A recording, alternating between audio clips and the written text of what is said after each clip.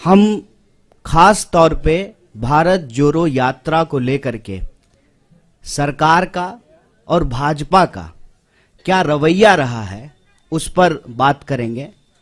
मैं सबसे पहले आपको ये कहना चाहता हूं कि आप सब लोगों ने देखा है शुरू से ही, जब से इस यात्रा का अनाउंसमेंट हुआ है, जब से इस यात्रा की घोषणा हुई है, खास करके भाजपा ने इस यात्रा पर चौतरफा हमला करना शुरू कर दिया। इसके अलग अलग बिंदु हैं।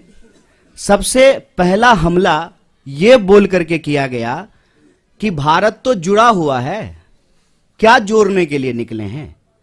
भारत जो है दुनिया की सबसे बड़ी अर्थव्यवस्था बन चुका है। मोदी जी के नेतृत्व में हम लोग जो है दोबारा विश्व गुरु बन चुके हैं। भारत लगातार जो है विकास कर रहा है। तो ऐसी कौन सी जरूरत आन पड़ी है कि आपको भारत जोड़ने की जरूरत है।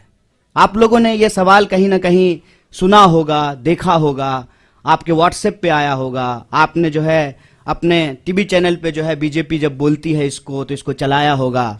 और चर्चाओं में भी भाजपा के लोग बार बार ये बोलना शुरू किए कि भारत तो जुड़ा हुआ है, तो क्या जोड़ने के लिए निकले हैं, इसकी जरूरत क्या है। तो मैं एक काउंटर सवाल आज उनका जो ये हमला था उसका करना चाहता हूं कि भारत जब जुड़ा हुआ है और भारत जोड़ो यात्रा की कोई प्रासंगिकता ही नहीं है आपके नजर में, तो आप इसकी चर्चा क्यों कर रहे हैं।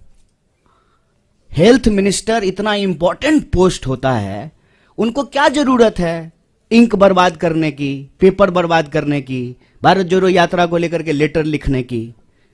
जिसकी जरूरत ही नहीं है उनके नजर में, उसकी चर्चा वो क्यों कर रहे हैं। पहला प्रश्न उनसे पूछा जाना चाहिए। हम ये समझते हैं कि देश जुड़ा हुआ है जमीनी तौर पर, भौगोलिक तौर पर, देश जुड़ा रहे भावनात्मक तौर पर भी, क्योंकि देश हमेशा देश के लोगों से बनता है। लोगों को हटा करके कोई देश नहीं होता है। देश के लिए लोग भी जरूरी होते हैं, जमीन भी जरूरी होती है, और देश की संप्रभुता, उसकी आजादी भी जरूरी होती है। हमारे पास संप्रभुता है और उसी संप्रभुता के आधार पर जो है हम अपनी सीमाओं को लेकर के, सुरक्षा को लेकर के सरकार से सवाल पूछते हैं कि हमारी संप्रभुता अक्षुण्ण रहे। देश हमारा जमीन से जुड़ा हुआ है, लेकिन देश के लोग भी जुड़े रहे ना। जब इस देश के लोगों को उनके पहचान के आधार पर बांटा जाता है, उनके अंदर भेदभाव पैदा किया जाता है, एक के खिलाफ जब दूसरे को खड़ा किया जाता है, तो देशवासियों को आपस में तोड़ने की कोशिश की जाती है। और देश अगर भावनात्मक रूप से नहीं जुड़ा रहेगा तो आप जमीन से भी बहुत देर तक जोड़ के नहीं रख पाएंगे। इसीलिए देशवासियों को आपस में जोड़ना जरूरी है। और पहले दिन से हमने कहा कि यह यात्रा दिलों को जोड़ने की यात्रा है। हम चाहते हैं कि देश में मोहब्बत हो। यह जो नफरत की बयार लगातार बह रही है, इस नफरत को हराया जाए, क्योंकि अगर नफरत का माहौल रहेगा तो देश के भीतर जो बुनियादी सवाल हैं, रोजी रोटी, कपड़ा, मकान, शिक्षा, स्वास्थ्य, सड़क, बिजली, पानी, ये मुद्दे गायब हो जाएंगे राजनीति के विमर्श से। हमारी मंशा बिल्कुल साफ थी। तो जो लोग ये पूछ रहे थे उनको ये समझना था, ये सवाल खुद से पूछना था कि क्या जब इस देश में भर्ती घोटाला होता है, भर्तियां नहीं होती हैं, जब किसी इंसान के साथ सरेआम मारपीट होती है, महिलाओं के साथ बलात्कार होता है, तो आपकी भावना नहीं टूटती है, नौजवानों के सपने नहीं टूटते हैं। उसी भावनाओं को जोड़ने के लिए, उसी सपने को जोड़ने के लिए यात्रा है। तो पहला हमला उन्होंने ये किया कि भारत जोड़ो यात्रा की जरूरत क्या है। दूसरा हमला जब यात्रा शुरू हुई तब उन्होंने दूसरा हमला किया, और ये बड़े शर्म की बात है और बड़ी सोचने की बात है। हमारे बीच में भी मेंबर ऑफ पार्लियामेंट बैठे हुए हैं, इलेक्टेड रिप्रेजेंटेटिव्स हैं। इलेक्टेड रिप्रेजेंटेटिव की एक जिम्मेवारी होती है कि वो जब भी बोले तो सोच समझ करके बोलें, ताकि हम भी उनको फॉलो करें, हम भी उनसे सीखें। और मैं तो कहता हूं कि आज अगर नेताओं की बात पे भरोसा करके कोई स्टूडेंट उसको सच मान ले और परीक्षा में वही लिख दे तो वो फेल हो जाएगा, क्योंकि वो इतना झूठ बोलते हैं, इतना गलत बोलते हैं। आप याद कीजिए, दूसरा हमला हुआ जिस दिन यात्रा शुरू हुई, देश के मंत्री के द्वारा, चुने हुए रिप्रेजेंटेटिव के द्वारा झूठ बोला गया कि राहुल जी जो है विवेकानंद जी की मूर्ति पे नहीं गए थे। तो दूसरा हमला उन्होंने किया कि यात्रा जब शुरू हो गई है तो उसको बदनाम करने का। और यहीं पे यह बात रुकी नहीं, फिर बात आ गई जूते पर, फिर बात आ गई फीते पर, फिर बात आ गई टी शर्ट पर, फिर बात आ गई दाढ़ी पर, फिर बात आ गई महिलाओं पर। और यहां पर भी वो रुके नहीं, माने नहीं, हर दिन कुछ ना कुछ निकालना शुरू किए। और जब हकीकत में कुछ नहीं मिला तो जो उनका तीसरा हमला था, जो उनका डर्टी ट्रिक डिपार्टमेंट जो करता है कि किसी का सर किसी के जो है सर के ऊपर लगा दो, किसी का आवाज कहीं पे चिपका दो, यात्रा को लेकर के नकली वीडियो बनाना शुरू किए। यात्रा जब आगे चली जाती है तो पीछे सड़क खाली ही होगी, यात्रा आगे बढ़ गई है तो उस खाली सड़क का वीडियो बना करके दिखाते हैं, कोई है ही नहीं। अरे भाई, जब कोई है ही नहीं, कोई लोग यात्रा में आ ही नहीं रहा है, तो क्यों आपको अभी जो है प्रोटोकॉल की याद पड़ी है? कोरोना प्रोटोकॉल की जरूरत क्यों है? क्योंकि आप तो यही दिखा रहे हैं वीडियो बना बना करके कि कोई यात्रा में आ ही नहीं रहा है। जब कोई यात्रा में आ ही नहीं रहा है तो क्या पेड़ को मास्क पहना दें कि सड़क जो है लपेट करके कंधे पर रख दें राहुल जी के कि नहीं नहीं आप आगे बढ़ गए हैं, सड़क को पीछे कैसे छोड़ दिए हैं, इसको भी लपेट करके कंधे पर ले जाइए।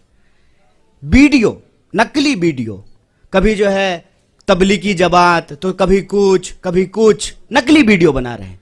जबकि यात्रा में जो लोग शामिल हैं वो देखते हैं सबसे आगे इस देश का राष्ट्रीय ध्वज होता है। और जयराम जी, दिग्विजय सिंह जी, इनसे हम नौजवानों को सीखना चाहिए कि लगातार वो उस झंडे के साथ चलते हैं। हमारा सेवा दल जो हमारे स्वतंत्रता आंदोलन के जमाने के जो गाने हैं उसको गाते हुए चलते हैं। पीछे जो है हमारा एक बैंड पार्टी होता है जो म्यूजिकली जो है देशभक्ति गानों को बजाता है और उसके पीछे जो है वो राहुल जी चलते हैं।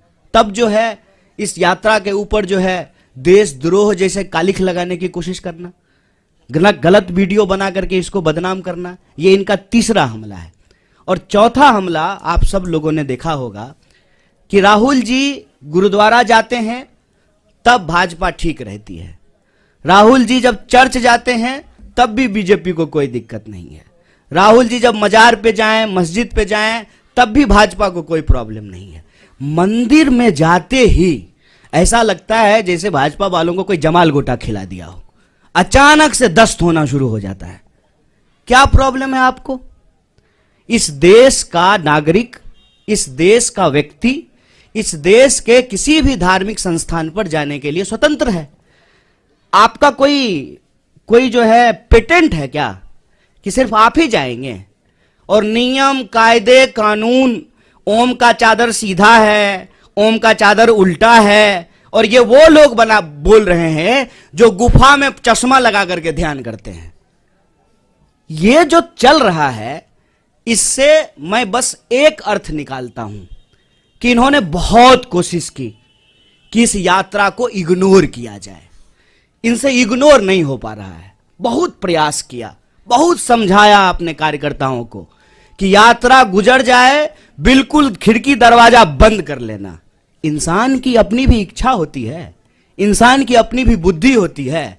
लोग खिड़की दरवाजा बंद कर लिए लेकिन छत पे चले गए भाजपा ऑफिस के और वहां से जो है यात्रा को हेलो हाय करना शुरू कर दिया। क्या करेंगे? क्योंकि यह यात्रा जिन सवालों को लेकर के चल रही है ना, वो कांग्रेस के सवाल नहीं है, वो देश के सवाल हैं। ये यात्रा इसलिए है कि इस देश में दिहाड़ी मजदूर आत्महत्या कर रहे हैं, रिपोर्ट उठा करके देख लीजिए। यह यात्रा इसलिए है कि इस देश के नौजवानों के सपने टूट रहे हैं। अब किसान के साथ साथ नौजवान भी आत्महत्या करने पर विवश हैं। आप व्यापारियों, छोटे व्यापारियों की हालत जाकर के देखिए कि किस तरीके से उनके उद्योग धंधे, उनका कारोबार जो है वो समाप्त किया जा रहा है। आप महिलाएं जब इसमें शामिल होती हैं तो उनका एक ही सवाल है कि हम सुरक्षा चाहते हैं। जिस तरीके से आज महिलाओं के ऊपर अत्याचार बढ़े हैं वो उसे सुरक्षा चाहते हैं। अपने अपने मुद्दों को लेकर के जवान, किसान, नौजवान, महिलाएं, मजदूर, व्यापारी, प्रोफेशनल्स, मीडिया के लोग, पुराने प्रोफेसर्स, फिल्म से जुड़े हुए लोग, तमाम तरह के लोग इस यात्रा में शामिल हो रहे हैं। और जो दल की सीमा है, उस दल की सीमा से परे जाकर के यह यात्रा देश की यात्रा बन चुकी है। इसीलिए इनका जो क्लेम था ना कि सबसे बड़े देश के लिए, देश हित में सोचने वाले ये हैं, तो ये एक्सपोज होना शुरू हो गए हैं और इससे इनको घबराहट है। इनको मालूम है कि कांग्रेस पार्टी इस देश की सबसे बड़ी विपक्षी पार्टी है।